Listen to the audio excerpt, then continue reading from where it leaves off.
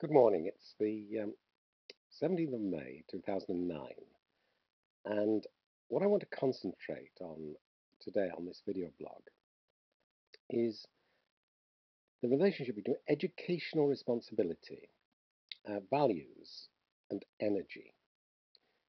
And I want to connect these through the visual representation of people actually exercising their educational responsibility within their educational relationships with themselves and others.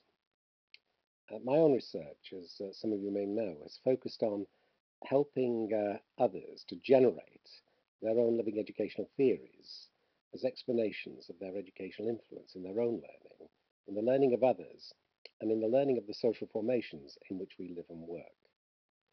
And at the heart of the generation of a living educational theory is the exercise of educational responsibility.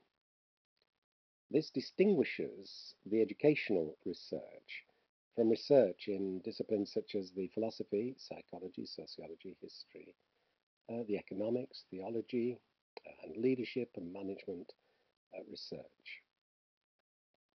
Educational responsibility is something which I assume both for my own learning and also in my professional practice as an educator in supporting the learning of others. And it's a particular quality of responsibility that distinguishes this responsibility as educational.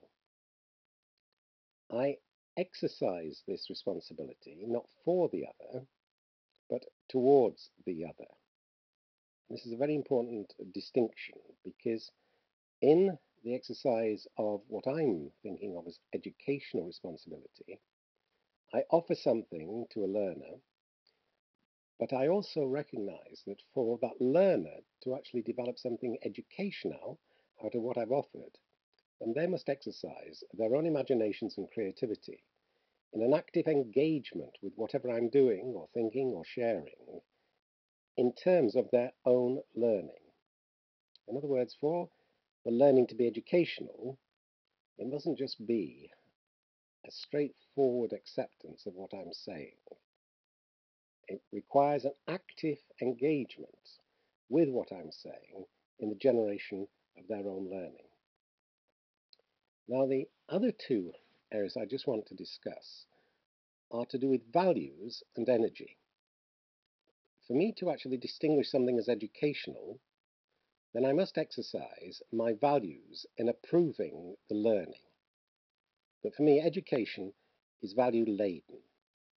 I can't distinguish something as educational without approving it. And this requires a value judgment. Now, when I'm thinking of my values, I'm not just thinking about the words I'm using.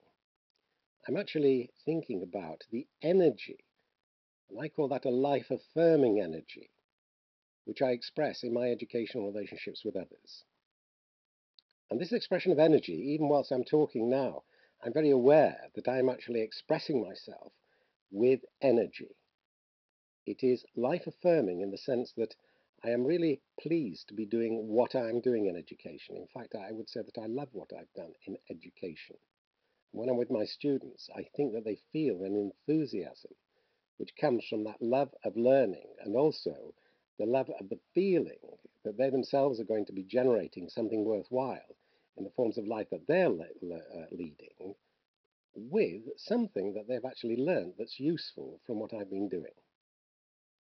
So this, not just idea of energy, but the actual lived experience of the expression of energy, which I think you will need some form of video or visual representation of what you do in practice to communicate the meanings of the expression of energy, guided by your values, and the exercise of your educational responsibility in your explanations of your educational influence in the learning of both yourself and others.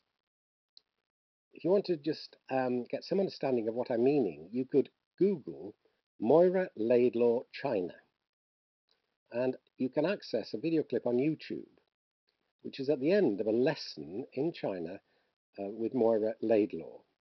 And if you move the cursor backwards and forwards along this clip, you will see a class of students streaming past Moira and Moira just relating to those students with what she herself recognizes as a loving dynamic energy. And in her gaze of recognition, I believe that you will actually appreciate the exercise of educational responsibility of a professional educator for the students that she is with. That idea of a relational dynamic, I think, is communicated as the students flow past Moira at the end of this lesson.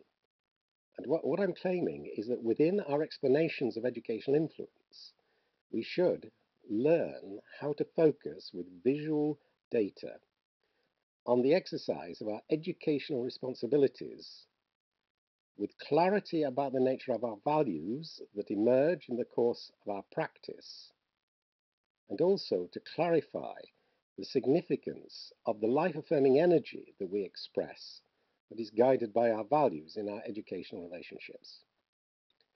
I'll return to this theme in a future blog, and I'm hoping that I'll be joined by others to show what we're all meaning by the expression of these values with our energies in our educational relationships.